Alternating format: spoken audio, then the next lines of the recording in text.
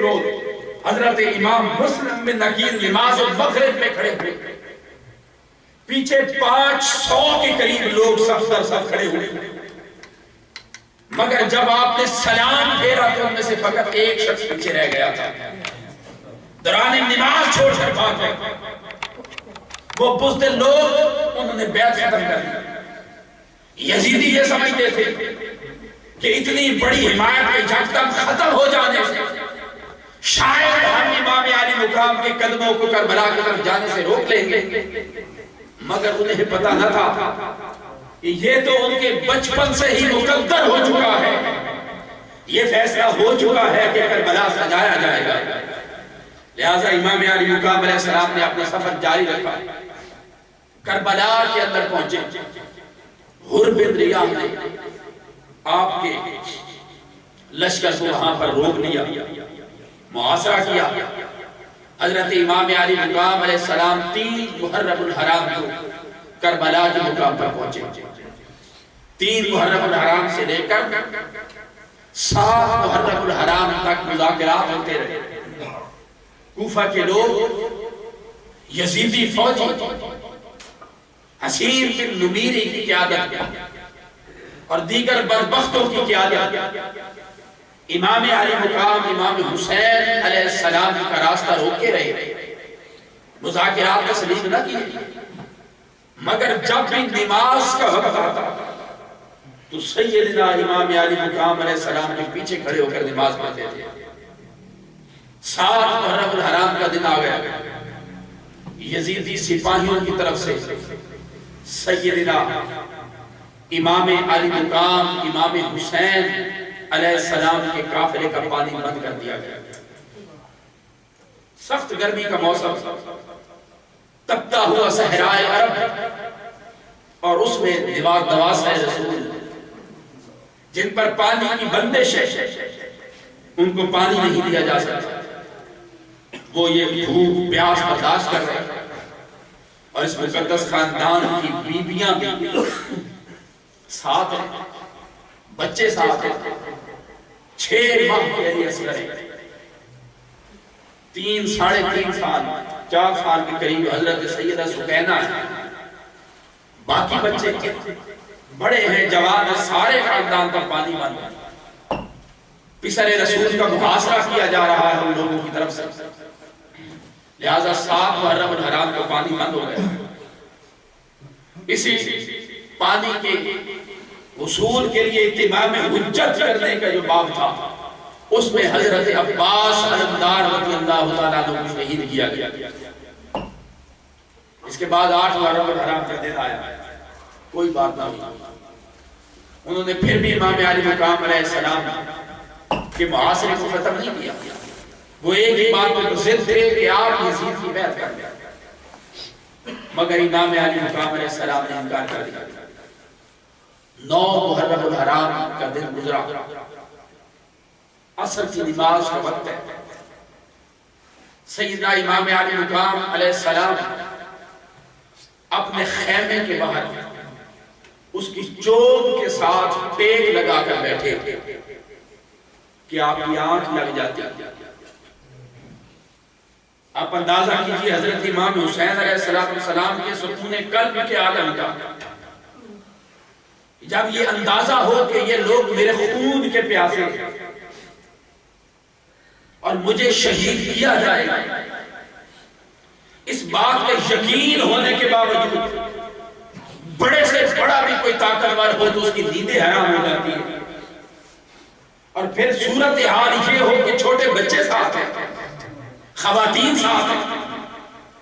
امام علی مقام، یہ آپ کے اوپر کون سا اطمینان نازل ہو رہا تھا کہ دشمن کا لشکر سامنے ہے اور چوب کے ساتھ آپ ٹیک لگا کر سو رہے ہیں، آپ کی آنکھ کیسے لگ گئی؟ امام علی مقام کی آنکھ کا لگنا اس بات کی طرف اشارہ کر رہا تھا کہ لوگوں، مجھے اپنے مشن کی صداقت پر اتنا یقین ہے کہ امام حسین جس راہ پر چل رہا ہے وہی راستہ کامیابی اور کامیابی کا جا رہا ہے۔ مجھے اپنے حق پر ہونے کا اتنا یقین ہے کہ جو لوگ حق ان کے دلوں پر سکینت کا نزول اللہ رب العزت خود فرما رہا ہے. جس طرح شب ہجرت سیدنا صدیق اکبر رضی اللہ تعالیٰ عنہ آقا علیہ السلام کے ساتھ غار کے اندر رکے, وہاں سے کفار نے آ کر محاصرہ کیا. صدیق اکبر رضی اللہ تعالیٰ عنہ پریشان ہوئے. اللہ رب العزت نے فرمایا یہ سفر حق کا سفر ہے, اور حق کے سفر پر چلنے والے کبھی قلباً پریشان نہیں ہوا کرتے. فَأَنزَلَ اللَّهُ سَكِينَتَهُ عَلَيْهِ, جس طرح اللہ رب العزت نے ان کے دل پر سکون نازل کیا تھا, آج وہی سکون سیدنا امام علی مقام کے کبھی حضرت پر اترا ہوا ہے. آپ خیمے کی چوب کے ساتھ ٹیک لگا کر بیٹھے. ادھر یزیدیوں نے لشکر کو حکم دیا کہ وہ سوار ہونا شروع کر دیں. ابھی عصر کی نماز کے بعد حملہ کیا جائے گا. ان کے قافلے سوار ہونے لگے, ان کے جوان سوار ہونے لگے. ان کی آواز سن کر سیدہ زینب رضی اللہ تعالیٰ عنہ خیمے سے باہر نکلی. دیکھا بھائی موجود نہیں. ان کے خیمے کے پاس آئی, باہر دیکھا کہ خیمے کی چوب کے ساتھ ٹیک لگا کے بیٹھے. پاس آ گئے اور آ کر جگایا کہ بھائی جان, دشمن کا لشکر سوار ہو رہا ہے. حضرت امام علی مقام علیہ السلام نے فرمایا میری بہن, وہ سوار ہو یا نہ ہو تو پریشان مت ہو. میں نے رأیت رسول اللہ فی المنام, میں نے ابھی خواب میں آقا علیہ السلام کی زیارت کی ہے, اور حضور نے فرمایا کہ اے حسین تم مجھ سے ملاقات کرنے والے ہو, کل تمہاری مجھ سے ملاقات ہوگی. یہ بات سن کر سیدہ زینب کی آنکھوں میں آنسو آ گئے. فرمانے لگی یا ویلتا, یا ویلتا, آئے افسوس کہ مشکل کی گھڑی آنے والی ہے. امام علی مقام نے فرمایا بہن اس طرح نہ کہو, مشکل کی نہیں بلکہ نانا سے ملاقات کی گھڑی آنے والی ہے. آپ نے ان کے دشمن کے لشکر کی طرف پیغام بھیجا کہ آج ابھی جنگ نہیں ہوگی, ہم یہ ساری رات اللہ رب العزت کی بارگاہ میں سجدے کرتے ہوئے گزارنا چاہتے ہیں, صبح جنگ ہوگی. لہذا لشکر ڈر گیا. امام علی مقام علیہ السلام کا پورا خاندان ساری رات عبادت کے اندر پڑا رہا. قرآن مجید کی تلاوت کرتے ہوئے رات گزری, سجدے سجود کرتے ہوئے رات گزری.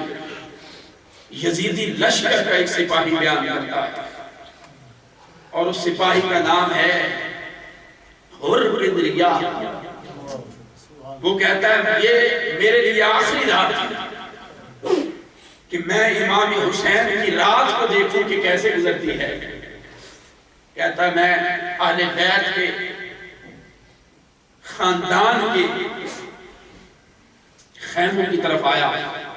میں نے کسی خیمے میں دیکھا تلاوت قرآن ہو رہی تھی, کسی میں دیکھا سجدہ اور سجدے تھے, کسی میں آہ و بکا تھی, کسی میں قیام تھا, اللہ کی عبادت ہو رہی تھی. اور جب میں نے یزیدی لشکر کو دیکھا تو وہاں پر ڈانس اور ناچ گانے کی محفل ہو رہی تھی. وہ خواتین باندیاں اپنے ساتھ لے کر آئے ہوئے تھے میدان کے اندر. اسی رات نے ہی ان کے دل کی کیفیت بدل دی. سیدہ ام الرباب کے خیمے میں حضرت امام علی مقام علیہ السلام تشریف لے کر گئے کہ ان کو نصیحتیں کریں. آپ کی بیٹی چھوٹی حضرت سیدہ سکینہ دوڑ کر آئی کہ بابا جان میرا معمول ہے کہ جب تک آپ کے بازو پر سر نہ رکھوں مجھے نیند نہیں آتی. امام علی مقام نے اپنی بیٹی کو دیکھا, 4 سال کی, پاس لیٹ گئے. انہوں نے بازو پر سر رکھا, سو گئے. امام علی مقام علیہ السلام اٹھے, اللہ رب العزت کی بارگاہ میں سجدہ ریزی کے اندر رات گزاری, مناجات کے اندر رات گزاری.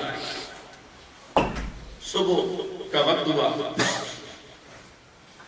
یزیدی لشکر نے اور ان کے سپاہیوں نے حضرت سیدنا امام علی مقام علیہ السلام کے پیچھے نماز فجر ادا کی.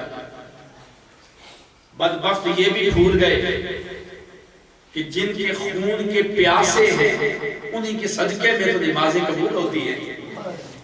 کون سی تمہاری نمازیں، کون سی تمہاری عبادتیں، کون سے سجدے، کون سی تلاوتیں؟ جس خاندان کے خون کے پیاسے ہو ان کے صدقے سے اللہ عبادت قبول کرتا. اور اگر اہل بیت اطہار کی غلامی نصیب نہ ہو اللہ کی بارگاہ میں عبادت مردود کر دی جاتی. اور آقا علیہ السلام نے فرمایا کہ جس کے دل میں میری آل کی محبت نہیں ہے وہ شخص لاکھ عبادت کرے. حضرت سیدہ ابو سعید خدری روایت کرتے ہیں، امام حاکم نے مستدرک میں روایت کیا حدیث نمبر 4002.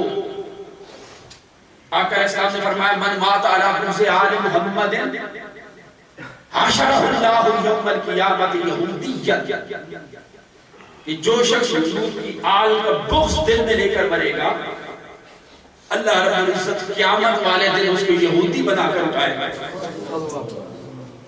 اس کو مسلمانوں کے ساتھ سے اٹھنا نصیب نہیں ہوگا، یہودیوں سے اٹھایا جائے گا. جب آقا علیہ السلام نے یہ فرمایا حضرت ابو سعید خدری جو حدیث کے راوی ہیں وہ کہتے ہیں میں کھڑا ہوا اور میں نے کھڑے ہو کے پوچھا ان صلی وصام یا رسول اللہ، آقا وہ بندہ نماز پڑھتا ہو اور روزے رکھتا ہو مگر آل سے بغض رکھتا ہو اور اسی بغض پر مر جائے تو نماز کے باوجود یہودیوں سے اٹھایا جائے گا؟ آقا علیہ السلام نے فرمایا نام ان صلی وصام ان صلی وصام ان صلی وصام. ہاں اگر وہ میری آل کے ساتھ بغض رکھتا ہے وہ نماز پڑھے گا روزے رکھے، نماز پڑھے گا روزے رکھے، نماز پڑھے گا روزے رکھے، وہ یہودیوں سے اٹھایا جائے گا. اس کا مطلب یہ ہے کہ جس کے دل میں حب آل بیت نہیں ہے اس کی عبادت قبول نہیں ہے. حضور نے فرمایا من صافن بین الرکن والمقام ولکن وهو مبغض لأہلی دخل النار. آقا علیہ السلام نے فرمایا کہ کوئی شخص پوری زندگی ایسے گزارے کہ وہ رکن اور مقام کے درمیان کھڑے ہو کر عبادت کرتا رہے، رکن یمانی اور مقام ابراہیم کے درمیان پڑا رہے، ساری زندگی اسی جگہ پر قیام کرے، رکوع کرے، سجود کرے، عبادت کرے اور اللہ